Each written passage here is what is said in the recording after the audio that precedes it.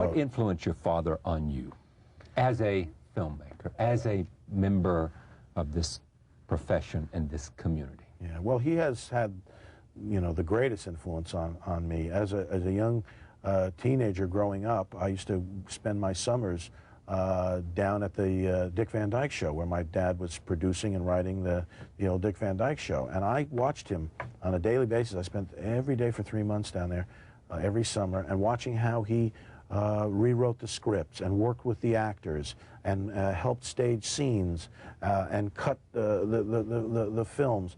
And I saw him work out of a very real place in his heart and his mind.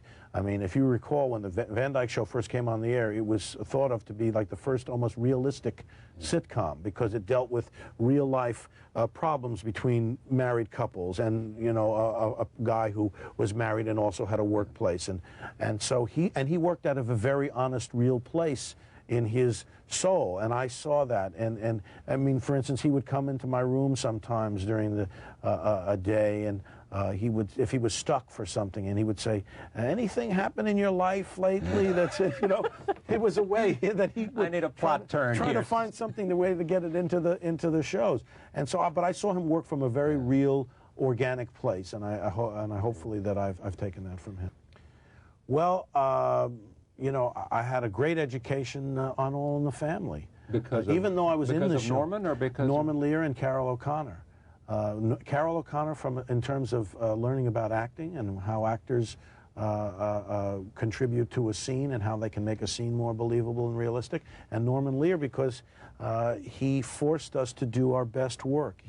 He's what I refer to as a cuckluffle. It's a Yiddish word, and it means stir the pot, a ladle that stirs the pot up. And what Norman would do is oftentimes, if we were stuck on something, or even if we had gotten something that was pretty good, he would come in and say, "No, what can we do? What's better? What can we find that's better here?" And he'd make us examine ourselves, our own lives, our own thoughts and feelings about whatever the subjects we were dealing with in that particular show. It was always very contemporary.